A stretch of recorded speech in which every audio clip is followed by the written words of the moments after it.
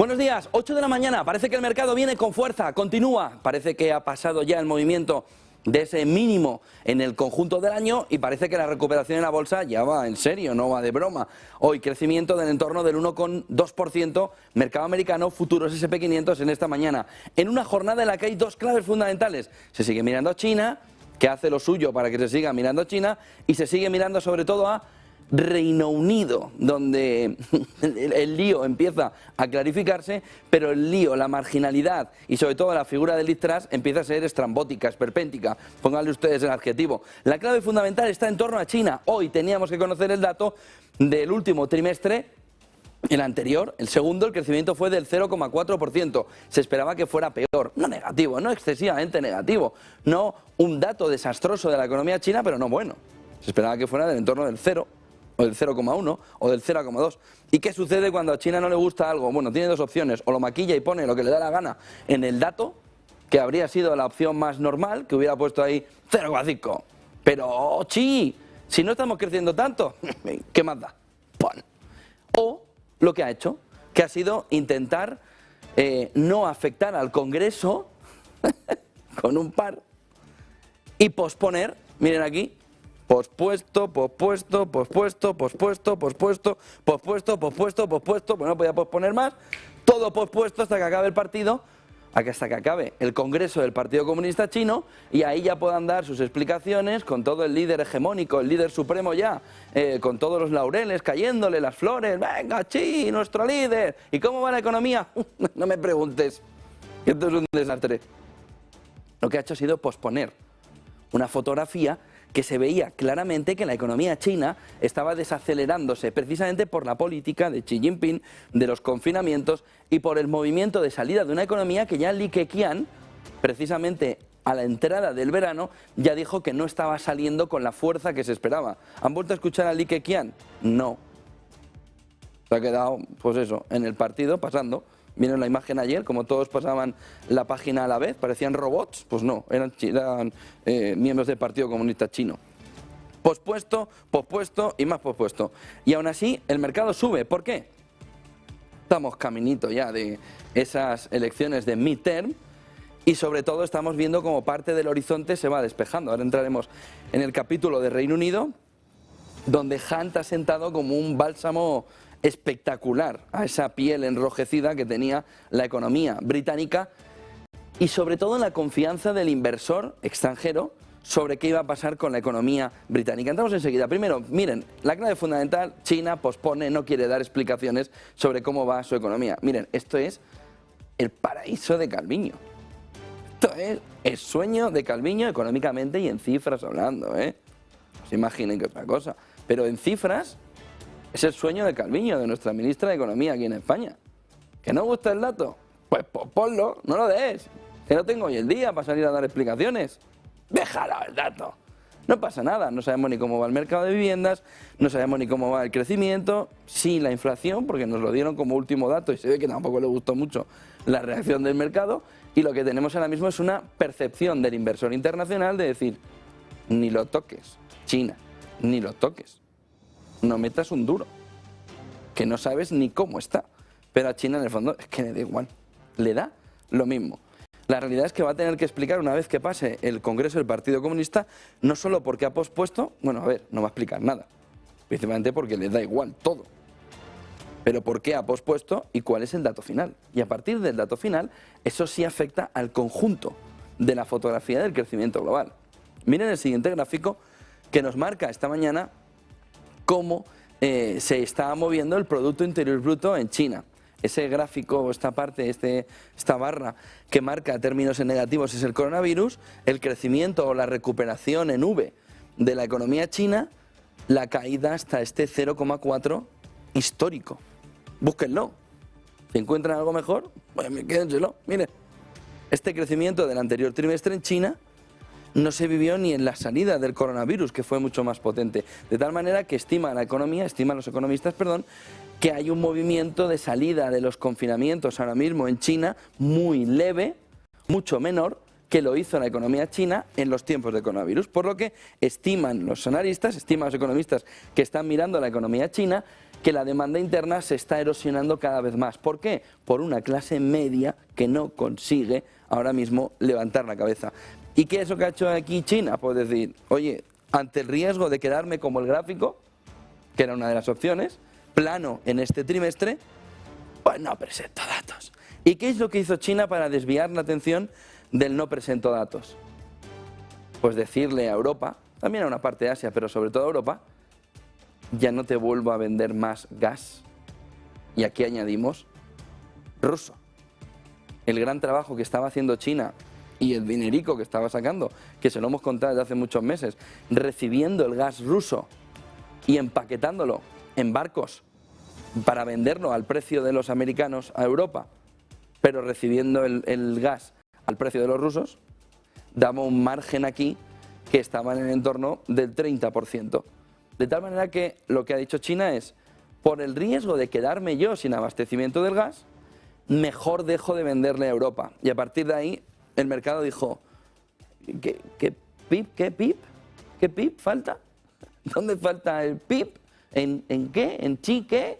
¿En chin? No quiero saberlo. ¿Qué pasa con el gas?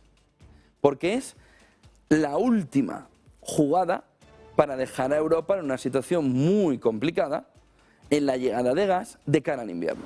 Y de ahí el movimiento rápido de Alemania ayer de decir centrales nucleares, bueno, ayer no, el domingo, centrales nucleares, se expande el tiempo de la central nuclear hasta mitad del 2023, incluso con el voto en contra de una parte del gobierno alemán en la figura de Robert Habeck, que el fin de semana le dijo a Scholz que votaba en contra, y ayer ya conocimos la decisión final, que Scholz decía centrales nucleares. De tal manera que, fíjense, está por un lado el movimiento de China de ocultación total, no quiero dar ningún dato. ¿Por qué? Porque no son buenos.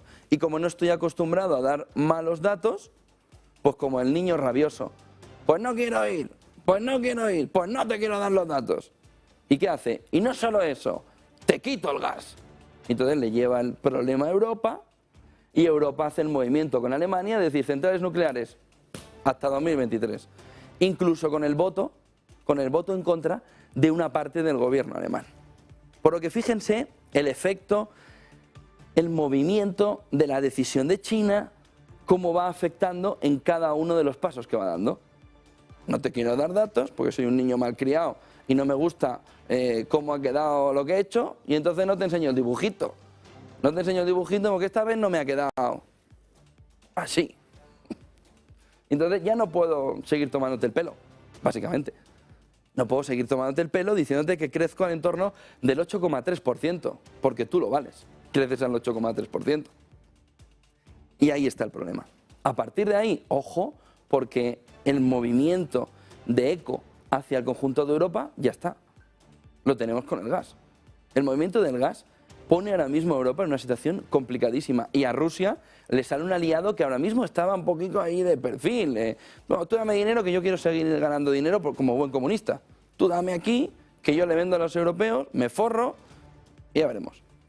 Y lo que ha hecho, o lo que ha conseguido Rusia es tener un aliado inesperado. ¿Puede que esperado? Bueno, lo veremos enseguida, pero más bien inesperado. No esperaba Rusia que le saliera también toda la jugada con el corte de ese gas a Europa, una vez que Europa lo daba por hecho que ese gas era ya suyo y que China iba a jugar a apoyar el envío de ese gas. Por lo que, ojo con Europa, que todo el movimiento también de avituallamiento de gas empieza a resquebrajarse. Miren el siguiente gráfico, que nos marca también esta mañana de qué manera se está comportando el otro gran problema a nivel global, que es Reino Unido. Se resuelve un poco la situación a través de la llegada de Hunt. Liz Truss, por otro lado, dice anoche en la BBC que quiere llegar hasta las elecciones. Es decir, que quiere activar uno de los puntos como líder del Partido Conservador, que es tengo un año hasta que me puedan hacer una cuestión de confianza o apoyar una moción de censura mis parlamentarios conservadores. Y esto es lo que sucede en las encuestas. Este es el Partido Laborista, este es el Partido Conservador. Este es el Partido Laborista, este es el Partido Conservador. Fíjense porque este punto es el movimiento, aquí renuncia Boris Johnson, aquí se convierte Liz Truss primera ministra, aquí se hace el mini budget del famoso Quarten, ya en casa. Fíjense que hay un movimiento de subida incluso en las encuestas, se reduce este gap. Fíjense en el movimiento ya ayer, 56% laboristas, solo 20% de apoyos Liz Truss en el Partido Conservador. Por lo que Liz Truss tiene ahora mismo el mismo futuro que un caramelo en la puerta de un colegio. Está a punto de que le digan los propios que el artículo ese que hay en el partido está a punto de eliminarse, para eliminarla a ella de primera ministra. Pero ayer Liz Truss fue contundente y volvió a insistir además en un mensaje. Y es, bueno, un mensaje pelín o no tan pelín, sino mucho más pelín populista, que es que va a no dejar en la estacada a aquel que tenga dificultades, que va a seguir apoyando, siendo primera ministra, a todo aquel desfavorecido económicamente en esta crisis. ¿Les suena de algo? Porque parece que se han reunido todos para tener el mismo mensaje. Sánchez, Truss, Macron, von der Leyen, Borrell. Es el mismo mensaje. El mismo. Da igual que sea de derecha que de izquierda que de derecha, conservador que laborista, lo mismo da que da lo mismo. Mensaje de Liz Truss ayer lo habría firmado de primera a última letra Pedro Sánchez o Macron. No Meloni, que todavía no ha hablado. Vamos a ver qué hace con Berlusconi. Pero la espera a Meloni empieza a ser ya ansiosa en el conjunto de Europa. Por lo que la fotografía es clara. Si quiere seguir Truss, dentro de un año el Partido Conservador estará cerca de la desaparición electoral, camino o de la mano de Liz Truss. Por lo que el propio Partido Conservador puede borrar, en plan chino, en plan estatutos chinos y constitución china, y oiga, que no puedo estar en tercer mandato, pues lo borramos. Oiga, que es que no lo podemos quitar en el primer año, no se preocupe, mire, Tipex, ¡hala!, ya no está. O ir a la ruina total electoral el año que viene, que es la fotografía que está viéndose. ¿Qué es lo que puede hacer de camino? Pues Hunt, que es no es un actor británico, sino que es el que ha sustituido a Quarten, lo que puede ir es cerrando agujeros, puede ir tapando, como ha hecho este fin de semana, por aquí hay una grieta, por aquí hay otra grieta, por aquí hay otra grieta y por aquí hay otra grieta. Pero las grietas le van a seguir viniendo. Aún así, la subida de la libra ahora mismo es potentísima hasta el 1,14. Vamos a ver cómo va funcionando durante la mañana. 5 claves del día para entender por dónde va este entorno de China y Reino Unido con ese corte del envío de gas a Europa. La clave fundamental que se ve en Europa es si era para Rusia inesperado o esperado. Tiene pinta de que ni tan siquiera Rusia se esperaba el movimiento de China de la jornada de ayer. Alemania toma la vía China precisamente. Este punto es muy importante porque al final desde Occidente se le critica a China el movimiento ESG que tuvo el fin de semana, al decir que iba a no apoyar la energía verde mientras la energía verde no pudiera sustituir a la energía contaminante, que es la que le permite el crecimiento. Y surgieron todos los mensajes de ¿y qué pasa con la cumbre del clima y los acuerdos de París? Y la COP26 y la COP27 y la COP... Y sin embargo Alemania ha tomado la vía de China y ha dicho, espérate, que aquí somos todos muy verdes, salvo cuando la factura de la luz nos cuesta 2.000 euros. Cuando nos cuesta 2.000 euros somos menos verdes. Y entonces en ese escenario, en esa fotografía, en esa coyuntura, las centrales nucleares se extienden. Lo cual refleja ese cinismo occidental sobre que China no quiere apoyar todo el movimiento de descarbonización y todo el movimiento en contra del cambio climático. En contra me refiero para que no siga avanzando el cambio climático, tomando medidas de descarbonización y de energías verdes. Pero Alemania ayer hizo una a la China. Lo que hizo fue decir, tengo problemas, da igual. Es más, hay un paso anterior y es el momento en el que, viéndolas venir, vota el conjunto de Europa que el gas y la nuclear son verdes. No pasa nada, ¿eh? Pero que dentro de 5 años no nos digan que son sucias otra vez. Porque hace 2 decían que eran energías sucias. Y todo ha cambiado simplemente por la necesidad o por el cinismo de una clase política que va al son de lo que le están dando los diferentes momentos electorales. Pero cinismo al puro estilo de China. Bueno, ni tan siquiera el cinismo chino, que tiene muy claro esa postura, la que no la tiene es Occidente.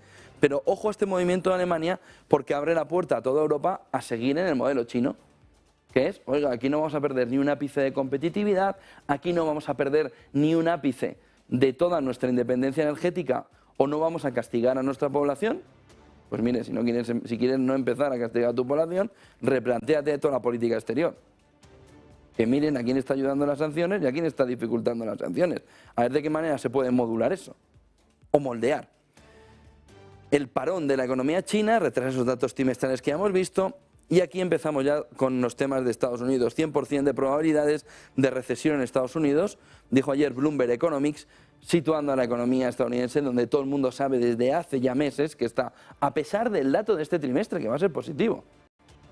Lleva un semestre negativo, va a salvar en el tercer semestre llevar 3 directamente negativo y a partir de ahí empieza el problemón para Estados Unidos. Aún así, el mercado, ¿qué estima? ¿Por qué sube hoy más de un 1% el mercado? ¿Por qué sube un 1,2 esos futuros? ¿Marcando qué? Que todo esto ya lo saben los inversores. Pero si llevan 6 meses diciéndoselo a la cara a la FED. Ayer, el Erian, en una entrevista por la noche, dijo Mohamed El Erian que lo que estaba creciendo era el sentimiento en el inversor de que la FED no era independiente. Bueno, es que lo que no sabemos es por qué el inversor en algún momento ha pensado que la FED no era dependiente. Claro que no es independiente. Va al camino que le está marcando ese paquete fiscal, ese paquete de infraestructuras, ese gobierno que le dice, haz esto. No, son independientes. Ya. Por eso estamos donde estamos. Pero fíjense porque el mercado lo que está entendiendo es que todo esto, menos lo de Reino Unido y parte de lo de China, ya lo tenía. Lo de China ni sorprende al mercado, porque al final es, pero si van a poner lo que quieran en el dato, si hacen lo que les da la gana con los datos económicos. Que va a superar a Estados Unidos en Producto Interior Bruto en el 33 o en el 28, depende de cómo le pongan al numerito, lo que quieran ellos. En ese escenario, lo del 100% de probabilidades de recesión en Estados Unidos es más un alivio para el mercado que un problema. Ah, mira, ya todos estamos en lo mismo. El inversor piensa, perfecto, ya hemos llegado al punto de llegada, en el que todos entendemos que Estados Unidos está en recesión. ¿Y por qué no cae si ya se sabe que el 100% de probabilidades de recesión? Porque el mercado está en que hay recesión desde mayo, desde abril, como mucho desde junio, sabiendo perfectamente que la economía norteamericana y la europea se van a una recesión importante. Quizá la americana menos, pero la europea profunda, a pesar de lo que diga Guindos. Y el tema de Reino Unido de Hunt anunciando ese panel de expertos para tomar la decisión sobre política fiscal. ¿Qué significa esto que dijo Hunt ayer? Lo que dice es que el U-turn, la vuelta al punto inicial, ya ha llegado. El problema es que tienes un elemento, una figura en tu fotografía. Si te has hecho la típica foto con una novia que ya no vas a volver a ver en tu vida. ¿Y qué haces con la foto? O la tiras o la recortas. Pues el problema del gobierno británico es que la de la foto ya no quiere nadie que esté, pero está todavía en la foto, pues tira la foto. O recortan la figurita, pues no pueden. De tal manera que el movimiento que se ve también esta mañana es como el mercado se relaja porque uno de los dos factores, Quarten, no está Hunt, y el otro está perfectamente ahora mismo aquilatado en que si te quieres quedar, mira, allí tienes una silla, te sientas y miras. Y vamos a ver en los próximos 2-3 meses, sobre todo después de Navidad, hasta qué punto está en una silla y no se mueve o sigue liándola Liz Truss. Y esa es ahora mismo la duda que tiene el mercado. Gráficos del día para entender lo que está sucediendo también con el movimiento en distintas partes y en distintos capítulos de la economía. Este gráfico nos marca el movimiento del precio del gas, sobre todo después de conocer ayer la decisión de Alemania de ampliar centrales nucleares. Saben que el gas se utiliza sobre todo para la generación eléctrica, de tal manera que una vez que Alemania anuncia ayer que en esa generación eléctrica va a usar más nuclear, el precio del gas cae de inmediato. Y fíjense el movimiento de caída. Piensen en un gráfico que les enseñamos ayer. Gran parte del precio real del gas está aquí abajo. Está aquí. El problema es el margin que le están poniendo para posicionar, y es donde quiere intervenir precisamente Europa. De tal manera que una vez que ayer dice Alemania que las centrales nucleares van a entrar en ciclo combinado a llevar electricidad a Alemania por una ampliación de 3 centrales importantes, no clave, pero importantes, el precio del gas recibe este movimiento. Tenemos un movimiento muy prolongado, sobre todo desde máximos, 9,87 en el de eurozona, 2,79 en el alemán. Miren el siguiente gráfico que nos marca esta mañana de qué manera el movimiento de Alemania empuja al conjunto de los países europeos. Es decir, este gráfico lo que nos indica es hasta qué punto ese motor gripado que tiene Europa, que se llama Alemania económicamente y que va a una recesión prolongada en el 23, Alemania en blanco, aquí lo tienen, esto es porque han tomado algo, esto es 2024, pero antes de hacerlo los economistas que opinaron, pues se habían divertido, porque si no, no se entiende. El movimiento de recuperación en V en un momento en el que no queda nada claro que energéticamente Alemania vaya a poder salir con ese motor gripado sin cambiárselo. Pero miren, el movimiento del 22 aguanta Alemania, pero el impacto ya empieza a ser importante, es decir, que para que este dato se dé, se necesita sobre todo un tercer trimestre en negativo en Alemania y un cuarto trimestre prácticamente en negativo, sobre todo si las exportaciones no le tiran. Miren el movimiento de España, que tardó mucho en salir del coronavirus y ahora está aprovechando esa salida tardía para mejorar en el momento actual, con un crecimiento que está por encima del 4% según este gráfico de Bloomberg. Para 2022, la caída va a estar al 1%, que es lo que está diciendo todo el mundo menos el gobierno. El gobierno español cree que va a estar aquí el crecimiento. El mundo en general le dice que no, que va a estar en la mitad, pero bueno, ellos hasta que no choquen contra la pared no van a cambiar. Francia, que tendrá un declive importante, eurozona con un movimiento en negativo. ¿Cuál es la clave de este gráfico? Cómo Alemania se lleva al conjunto del crecimiento de Europa a términos negativos. No puede soportarlo ni Francia, ni mucho menos España, por supuesto, ni tampoco la economía italiana, que va a estar jugando ahí en el alero a ver si entra o sale la pelotita. Vamos a ver qué dice Meloni. El movimiento es de recesión en el conjunto europeo, empujado por tu locomotora, que se va a una recesión profunda. Entonces, lo que no cuadra en este entorno es este gráfico, es esta parte del gráfico.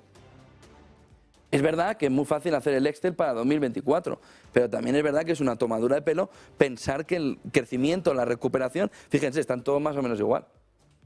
Sí, podían cambiar los colores, simplemente todos están, menos el movimiento de Italia de salida, en un movimiento de recuperación fuerte del menos 0,4 de Alemania al más 1,6. Bueno, tienen que pasar tantas cosas todavía imprevistas para que lo que dice este gráfico de Bloomberg se cumpla, que es prácticamente imposible ahora mismo poder hacer esa previsión. Y sin embargo, los economistas se han lanzado a decir que la recuperación de la economía alemana, sobre todo de cara a 2024, va a ser enorme. Lo que están apuntando es el efecto comparación, pero pocas opciones tiene Alemania de esta recuperación si no consigue salir de aquí con una fuerza importante, sobre todo de las exportaciones. Y eso no está nada claro que China no le haya quitado una parte del pastel cuando pase esto. Porque lo que no vemos en la fotografía ahora mismo es cómo el comportamiento de exportaciones entre Alemania, Japón y China, como los tres principales exportadores, dejándolo a Estados Unidos, en el mundo, para recoger esa distribución de la tarta con China diciendo que flojeáis los dos, os cojo a los dos, que flojea solo Alemania, a por Alemania. Y eso es lo que no está el gráfico reflejando del todo, y es cómo va a ser la salida de las exportaciones alemanas una vez que se le ha dado tanto campo a China. Miren el siguiente gráfico que nos marca esta mañana la normalización monetaria, que es sin ningún lugar a dudas el efecto fundamental en el conjunto de los mercados. Parece, viendo esta mañana, que ya un poco pasado ese efecto, un poco más recuperado, pero fíjense el movimiento. Banco de Inglaterra ya se prevé que tenga que subir los tipos mucho más por el paso en falso del gobierno británico. Tenemos la Fed, que ya parece que va a iniciar a finales del 23 el movimiento de reducción de tipos reales, y el Banco Central Europeo, que llegará, fíjense, más abajo. Este gráfico nos está marcando que los tipos en Europa llegan al 3, pero que se quedan. Fíjense la diferencia, Banco de Japón se ponen en positivo a finales del 23, principio del 24, en lila, y Banco Central Europeo, que los mantiene más o menos planos una vez que llega a la tasa de interés neutra. Ahora comentamos eso. El punto de la FED es que la bajada es muy rápida y el mercado está estimando que con un impacto en la inflación mayor, esa bajada rápida es un negocio, pero bueno, a poales, que dicen en mi tierra, a sacar y a sacar dinero en la renta fija. Ese movimiento de pico, pero de descenso fuerte, eso es Goldilocks. Es decir, eso es ricitos de oro, eso es exuberancia a la hora de conseguir beneficios. Esto es lo que está ahora mismo el mercado empezando a ver hasta que llegue la FED en la siguiente reunión y en la de diciembre. Si esto se puede ir anticipando, si esto en el tiempo se nos puede ir a septiembre del 23. Bueno, si eso en el tiempo se va a septiembre del 23, el 23 es un festival. Y eso es lo que el mercado está empezando a entender. Bueno, si China nos da igual con el dato, porque es que da igual el dato que nos dé, lo importante es cómo esté de verdad su economía y la capacidad de exportación, sobre todo de productos para fabricación en otras partes del mundo. Si además vemos que el problema británico empieza a resolverse y el Banco de Inglaterra va a meter mano, aquí lo tienen. Si Europa ya sabíamos que estaba fastidiada, si el Banco de Inglaterra tiene un movimiento, pero la FED es el factor clave. Banco Central Europeo. Fíjense que aquí se ve claramente que hay un tipo neutro. Si hay un tipo neutro en el entorno del 3%, porque el Banco Central Europeo no estima cuál ha sido el movimiento hacia el tipo neutro. Nos lo han escuchado en las últimas semanas. Se lo llegamos a preguntar a Guindos, si ve de poco. Pero la realidad es que un tipo neutro en una economía como la europea habría sido fundamental para la clarificación, por ejemplo, de las hipotecas fijas por parte de los bancos, que empiezan a estar en el 5%, ¿eh? En el 5%. Hipoteca fija nueva en entidades ya españolas. ¿Por qué? Porque no hay claridad de esto. No hay una visión clara de hacia dónde va el tipo neutro. Y como no hay una visión clara de hacia dónde va el tipo neutro, es decir, ese tipo que una vez que llega el Banco Central Europeo a él, la inflación se deja caer porque no puede más. ¿Y qué efectos tiene? Empleo, destrucción de empleo, demanda, destrucción del poder del consumidor, y todo eso junto a hacer bajar la inflación, que es lo que ha puesto muy claro Estados Unidos, que ha dicho 4,25, 4,75. Fíjense dónde está Estados Unidos, en el entorno del 4,75, 5. Toca y baja. ¿Cuál es la única duda que ahora mismo tiene el mercado? Pues esta mañana la reflejaba Mohamed El-Erian también en esa famosa entrevista que hemos dicho antes. Dice, la FED va camino de no tener independencia. En el peor de los escenarios, ahora mismo no está encima de la mesa, los tipos de interés se tienen que ir aquí. Este es el 9%. No pongo el dedo por ponerlo ahí, ¿eh? En el 9%. Es aquí. Eso significa hipotecas del 13%. Fíjense, la fotografía es bien distinta. Mohamed El-Erian dice, esto de aquí como percepción del mercado es un error. Estamos pensando que la inflación, y nos está demostrando lo contrario en los últimos datos, va a disminuir una vez que el tipo neutro llegue al entorno del 4,75. Y dice Mohamed El-Erian, es lo mismo que entendíamos hace 2 meses sobre el 3%. Bueno, hace 2 no, pero 3,5. Entendíamos que llegaría al 3%, ese sería el tipo neutro y la inflación bajaría fuerte. Nos hemos dado cuenta que no. De tal manera que la FED ha tenido que llevar el tipo neutro más arriba y decir, ya lo bajaré al 5%. Y dice Mohamed El-Erian, no. Esta inflación solo se destruye cuando ves que el ciudadano dice, ni me llames, no salgo, no tomo, no gasto, no consumo, que no tengo un duro, que se me está yendo por culpa de la inflación y por una hipoteca que ahora sí no puedo asumir el pago. O no puedo asumir el pago en las condiciones que lo hacía antes, ¿no? Ahora sí que me causa un problemón o un dolor muy fuerte el no haber modificado la hipoteca. Y lo que dice El-Erian es, este es el punto, es que es muy diferente, es que es prácticamente el doble. Lo que dice Lerian es que si aquí las hipotecas en Estados Unidos se van a marchar en torno al 7%, aquí se van a marchar en torno al 12%. Del 12%. De tal manera que este gráfico, acompañado de la recesión en Europa, empujado por Alemania, lo que nos marca es que si los tipos neutros, que estos cazurros del Banco Central Europeo todavía no han marcado, y donde sí que lo han marcado, está diciendo Lerian, cuidado que te estás equivocando, que el tipo neutro está mucho más arriba, porque solo cuando el tipo de interés, dice Lerian, esté por encima de la inflación, esa inflación disminuirá. Ahora mismo el estadio no es este, el estadio es que la inflación disminuirá y habrá un momento que corte por aquí y habrá un momento que bajará en porcentaje. Si esto es así, estos que ni tan siquiera han mirado cuál es el tipo neutro, dicen cuidado con el tipo de interés en Europa. Y se te puede ir perfectamente al 6. No, porque la demanda interna no lo permite. Depende, tampoco lo permitía este ritmo de crecimiento de los tipos de interés hace 4 meses y Lagarde está, bueno, que ya no puede pisar más el freno. Bueno, sí, no le demos ideas, pero la realidad es que lo que dice Lerian es, ojo con el error que pueden estar cometiendo los bancos centrales otra vez y con el error del conjunto de la economía creyéndose bajo el discurso de no pelees contra la FED, no luches contra la FED, que han acertado ahora sí en el tipo neutro. Ojo al tema, ¿eh? Lo que está diciendo Lerian patrimonialmente para un ciudadano de a pie, para un inversor, para un ahorrador es muy importante, ¿eh? Está diciendo que en lugar de que a finales del 23 venimos una época de exuberancia irracional, de Goldilocks, de crecimiento de las rentabilidades, de crecimiento de la renta variable, lo que está diciendo es todo lo contrario, que esto está equivocado, que nos vamos aquí. Y eso el mercado, fíjense que le estamos diciendo que sube con fuerza, que se están despejando todas las incógnitas, salvo que se estén equivocando los bancos centrales. El problema es que este error no lo veremos hasta el primer trimestre del 23, si es que al final se produjera.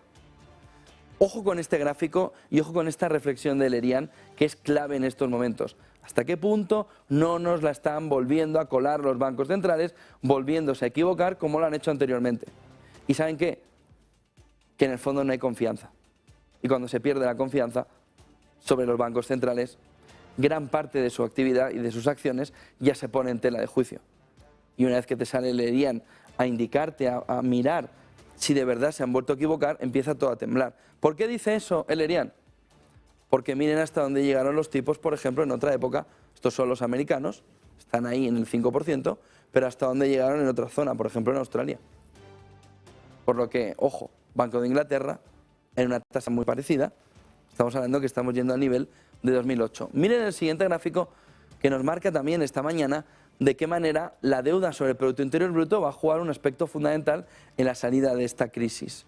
Miren el movimiento, el porcentaje de Japón, de Reino Unido, de Italia, todos por encima del, bueno, en torno del 150, el caso italiano, Gran Bretaña en el 180, miren Japón en el 260 y aquí tenemos a España, aquí, en el 120%, con Portugal en el 120%, con Estados Unidos en el 120%. Alemania, miren la capacidad de endeudamiento que todavía le queda, está en el nivel del 65%. De tal manera que lo que dicen en Alemania es que nosotros lo que tenemos es dinero y capacidad de endeudamiento. Vamos a verla cuando emitan los 200.000 millones, que verán el subidón que se va a pegar aquí. Y miren Reino Unido con esa política fiscal que decía Liz Truss, precisamente nuestro endeudamiento en comparación nos permite crecer aquí, que es lo que el mercado no le ha permitido, pero es el gráfico clave que miraba Liz Truss y Kwarteng para ver hacia dónde tenía que ir o podía ir el margen que tenía el Reino Unido para subir su endeudamiento con una política fiscal que le ayudara a una salida de la economía más potente. Miren el siguiente gráfico que nos marca esta mañana de qué manera el servicio de deuda y sobre todo la proyección de pagos del G7 se está disparando.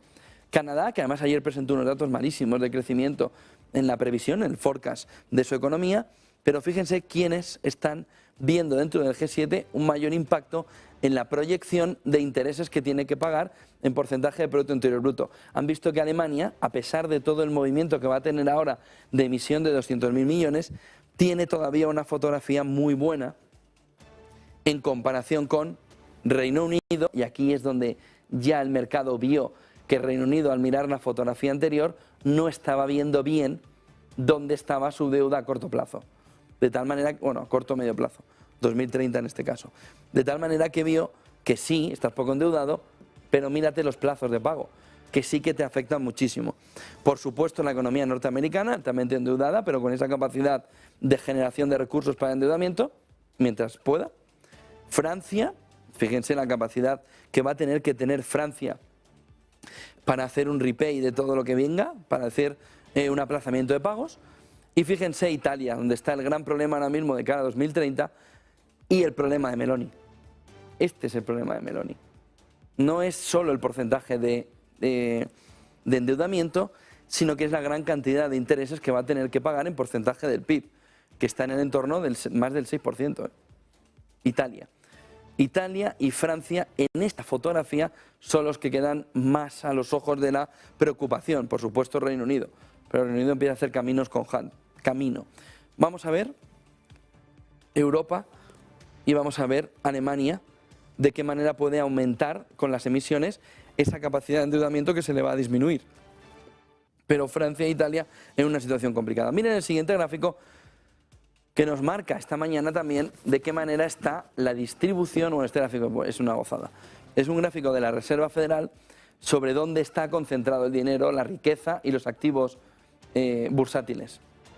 Este gráfico nos marca que entre el 10% inicial, ¿no?, sería todo esto, nos está marcando que poseen el 53% de todos los bienes bursátiles. El 10% tiene el 53%, el 1% por supuesto que tiene más del 20%, el 22%. Tiene el top, perdón, 0,1%. El 0,1% tiene el 23% de toda la riqueza. El 1%, no el 10, perdón, el 1% en Estados Unidos tiene el 53%. El 1% tiene la mayoría de la riqueza bursátil en acciones. Esto lo que marca es la cantidad de acciones que tiene el porcentaje de población. 53%, el 1%.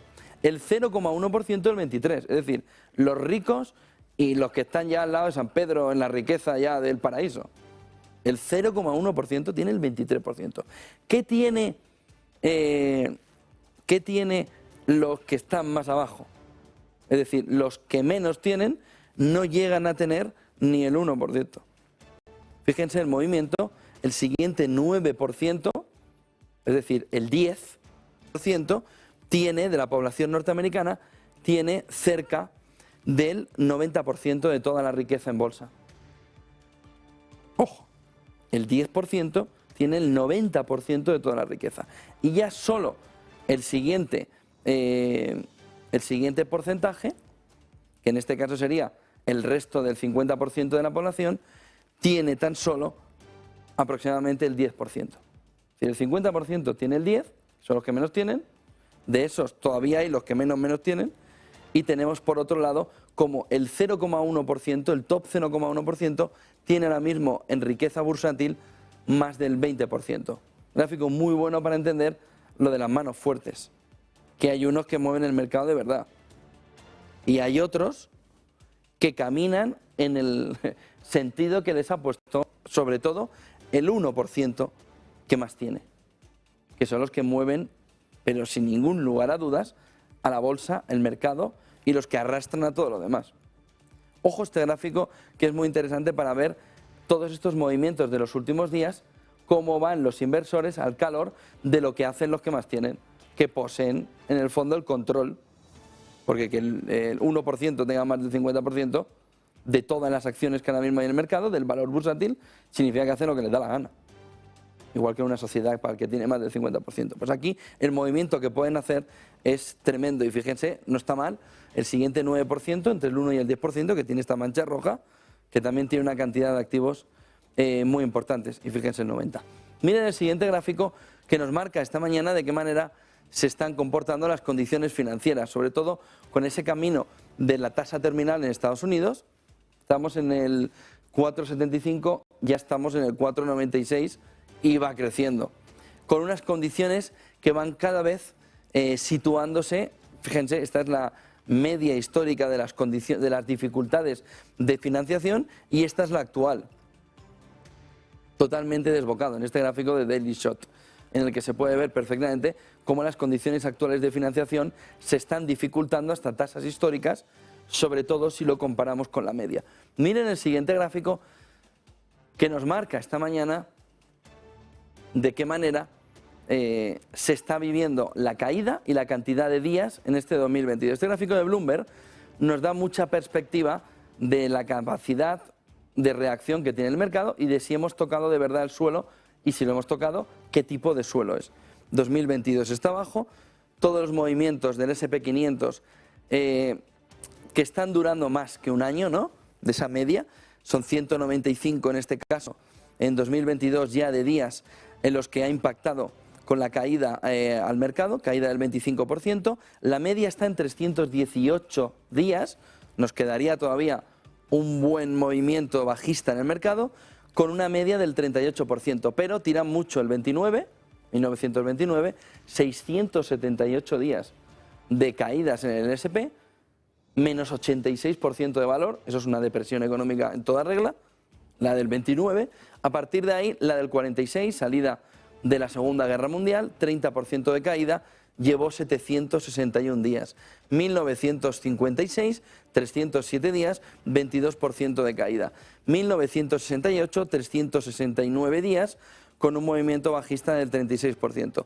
1973, primera crisis del petróleo, 436 días de crisis, de caída en el mercado, con un 48% de pérdida de valor. Paramos, si estamos comparando el 73 y el 2007, 355 días, 57% de caída, con el 2022, o nos estamos equivocando, o se están equivocando los economistas a la hora de poner el foco de cómo es el GPS y la caída, o nos queda mucho. Son las dos alternativas en este momento. O nos queda mucho de caída en este 2022, 195 frente a 355 y a 436 o 430, porque esta sería la segunda crisis del petróleo, más débil, pero muy impactante en el mercado por el susto que vino una segunda crisis como la primera, 430 días de caída, un 27%. Ahí en porcentaje sí estaría muy parecido al momento actual, pero venía de esta primera gran crisis del petróleo, donde ya se había limpiado el 48%. Y si miran un poquito más atrás, venían de una crisis del 61, del 66 y sobre todo de la explosión del 68, con una caída del 36%, 369 días. Lo que nos dice este gráfico es que o nos queda todavía alrededor de 100 días más de caídas, es decir, estaríamos viviendo una ensoñación ahora para volver a caer en el mercado, o esta crisis ha sido diferente a la de primera del petróleo y la del 2008. Y ha sido una cosa suavecilla, donde ha habido más miedo que realidad en la caída. Ahora mismo no sabemos dónde estamos. Podemos estar en un escenario o en otro. El mercado tampoco se crean que lo sabe. Está pensando un poco en que aquí todavía queda caída, pero que no está al nivel, sobre todo, del 2008 con 355 días. Es decir, que nos quedaría, según el mercado, 50, 60 días en una ensoñación del mercado, que ahora mismo está viviendo el momento de recuperación, como vimos en aquel gráfico del GPS de las midterm. Miren el siguiente gráfico, que nos marca esta mañana de qué manera se está comportando el movimiento de superávit que tiene Rusia, histórico, por la venta de petróleo y de gas a precios históricos. Los puntitos rojos, las barras rojas, nos marcan 2022. La barra azul nos marca 2007-2021. La suma de todas las barras rojas son 196.000 millones de dólares. Repito, la suma de todo el beneficio hasta septiembre de Rusia, gracias a cómo ha subido el precio del petróleo y el precio del gas, y a que en el fondo el cinismo occidental no ha llevado a no comprarle nada, sino a seguir comprándole menos, pero seguir comprándole a más precio, lleva a que ahora mismo Rusia haya conseguido un beneficio de balanza comercial de 196.000 millones. frente a la media histórica entre el 7 y el 21, que estaba en el entorno de los 50.000 millones. De 50.000 millones a 196.000 millones de beneficio por balanza comercial gracias a exportar mucho más caro, gracias a la subida del precio del gas y del petróleo, sobre todo empujado por el movimiento occidental de sancionar. Que no se nos ha olvidado porque es de la anterior temporada, ahora estamos con el tope. Pero vivimos ahí ese movimiento de sanciones. ¿Desde dónde? Miren desde dónde. Desde abril. La guerra empieza aquí, que ya no viene mal Rusia, porque ya venía esto calentito en precios, pero miren abril el movimiento de superávit comercial. ¿Por qué? Pues porque el cinismo te lleva a comportamientos económicos que no esperas. Entre ellos, autoabastecerte de gas para llegar al invierno. Figuras, que sois unos listos.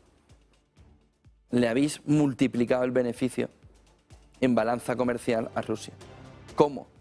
Miren, China dijo aquí, en mayo, que iba a comprar extra 50 millones de barriles de petróleo para el invierno. Estados Unidos dijo que iba a comprar 60, como si estuvieran jugando al mus. Y Europa dijo que se iba a llenar hasta arriba de gas y que comprarían en el entorno de 30 millones de barriles de petróleo, hasta el punto que ha estado viniendo petróleo desde China, pero en el fondo se lo había vendido a China, Rusia, hasta ayer que dijeron que no lo iban a vender más, caminos de un mes petroleros llevando precisamente para que en septiembre Europa estuviera hasta arriba también de petróleo.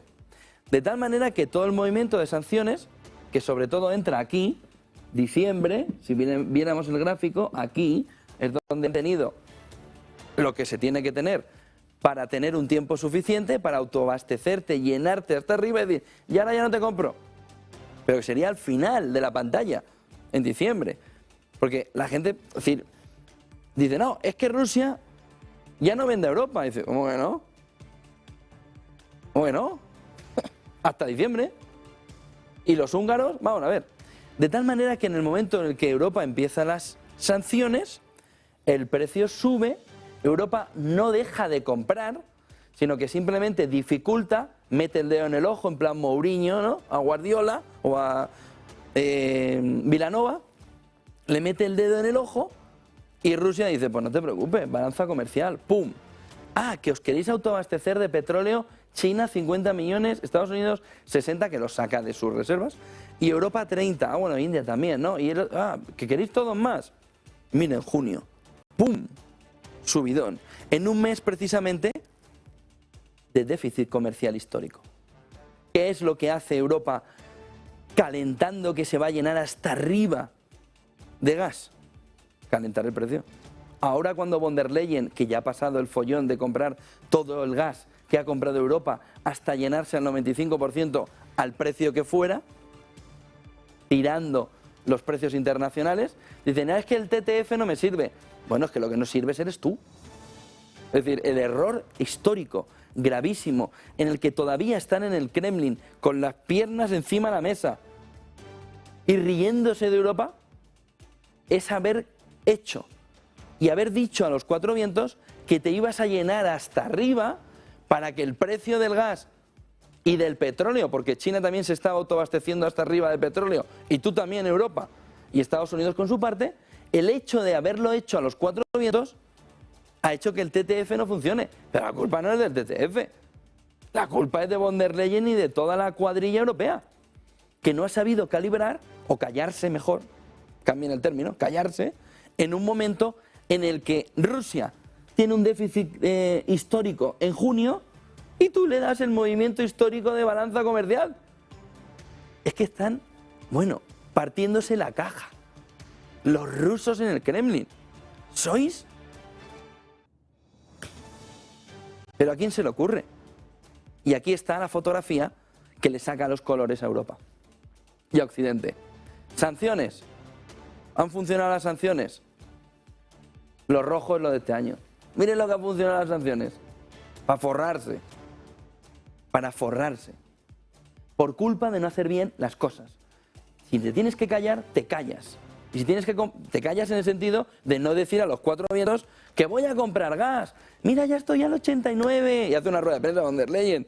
Mira qué bien, si ya estamos al 95 y los rusos diciendo, espérate, que del 95 al 100 vamos a gozar todos con el precio. Y ahora sale von der Leyen y dice, el TTF, el mecanismo que fija el precio del gas natural en Europa no funciona. No funciona porque te lo has cargado. Porque en un momento de shock de oferta te has dedicado a ir como Alicia en el País de las Maravillas o Heidi por el campo, soltando a los cuatro vientos que ahí está el abuelito. Pues toma, ahí está el precio. Miren el siguiente gráfico porque la situación es bastante compleja para hacer una reducción de precios. El problema de este gráfico anterior es que la inflación en septiembre, en octubre, inicios, va a subir. Porque el precio de la gasolina se acerca a la gasolinera. ¿Han ido a gozar de paseo de domingo a ver a qué precio está la gasolina en su gasolinera más cercana? Que es evidente que ni con todo el tope, término de la segunda temporada de toda esta historia, se va a conseguir subsanar la subida del precio de la gasolina por el precio del petróleo. En un momento en el que están abasteciéndose como llenas todos de petróleo para el invierno. Miren el siguiente gráfico que nos marca esta mañana cómo el beneficio, aún así, de todo el crudo enviado vía marítima empieza a disminuir. Empieza a disminuir ese beneficio en esta parte y porque nos falta una cuestión fundamental, que son los envíos. Una vez que se acerca ya las sanciones, diciembre, son los envíos sin saber dónde están. Que es lo que falta aquí, que es lo que Bloomberg no nos pone, que es la capacidad no solo de los recibos, del movimiento de beneficio de estos envíos de crudo, sino que a este gráfico le falta dónde están los envíos que no quedan registrados, los famosos unknown, que van ampliándose una vez que se acerca la fecha de diciembre. Primero, para autoabastecerse más, segundo, para no saber, sobre todo Occidente, a dónde va el crudo vía marítima, que es donde la sanción y el tope más va a afectar. Es decir, ¿dónde puedes topar? En el envío marítimo. ¿Por qué? Porque el 95% de los seguros que llevan el crudo ruso al mundo, los que hacen los seguros son occidentales. Y ahí sí puede ir el tope. De tal manera que lo que están haciendo en Rusia es decir, vamos a hacer todo el tracking o vamos a intentar que no nos hagan el tracking de determinados barcos que van a unknown desde mayo. Unknown es sin saber cuál es el destino, apagan transmisor y vaya usted para allá a llevar el petróleo. Miren el siguiente gráfico que nos marca también esta mañana que una disminución de beneficios. En el siguiente gráfico podemos ver cómo el movimiento unknown que les estoy comentando crece en el destino de los envíos de barriles de petróleo. Bloomberg, en el gráfico anterior, te muestra una disminución del beneficio, pero en este te dice, ojo, que de aquí no tenemos datos. ¿A cuánto se está vendiendo este petróleo? Si no se sabe ni a dónde va. El porcentaje va ampliándose. Fíjense, en septiembre lo habíamos olvidado desde julio. ¿Y quién es el que está llenándose hasta las trancas?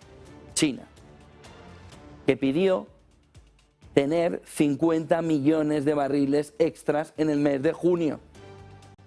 Miren el movimiento, verano, donde la caída tenía que haber sido mucho más potente por la necesidad de petróleo y sobre todo con los confinamientos, y el movimiento de crecimiento, el movimiento de establecimiento de tener el entorno de 0,8, 0,9 millones de barriles diarios China. El otro es India. Y el otro, que va creciendo, que va cogiendo forma, aparte del desconocido, es Turquía. ¿Por qué? Porque Turquía ya está llegando a principios de acuerdo con Rusia para crear un hub gasístico que tendrá parte petrolera y que servirá para enviar al conjunto del mundo, si las sanciones impactan en diciembre, gran parte del petróleo y del gas. ¿Cuál es el problema ahí? Que Europa tendría que marcar unas sanciones donde el refino, como en Kazajstán, es perfecto para saber que no viene petróleo ruso, cosa que ahora mismo es prácticamente imposible. Esta es la fotografía final, sanciones que no están funcionando. No sé si tenemos un gráfico más. A ver. Y ya dejamos a Villanueva que nos cuente. El último gráfico del día es para que vean cómo está saliendo el dinero de la renta fija italiana. Miren, esta es la cantidad de dinero que tienen ahora mismo puesto renta fija, foreigners, extranjeros, lila, fíjense el movimiento de salida, azul, Banco de Italia, los bancos y también todo el tema prestatario de vivienda. Lo que está haciendo es una salida potente, sobre todo desde la victoria de Meloni, a la espera de conocer el plan fiscal sobre la renta fija, esperando que haya un plan fiscal negativo. Oiga, si luego no, ya volveré. ¿Y quién se está comiendo todo el marrón? El Banco de Italia, que está teniendo que suplir o si no reducir la cantidad de bonos que posee, de tal manera que se nos queda el total con esta disminución ahora mismo en el mercado que deja la renta fija y sobre todo a ese bono a 10 años muy tensionado en estos momentos. 8:56, 4 minutos para la apertura de la renta variable en Europa. Ya han visto que hay muchísimo para cortar. China, mucha tela para cortar. China, Reino Unido, ojo con lo último que hemos contado de Rusia, ese posicionamiento de cómo consiguen cada vez ganar más en balanza comercial con el aumento de los precios. 8:56 se va Villanueva, cómo viene la preapertura europea, cómo ha venido la noche asiática.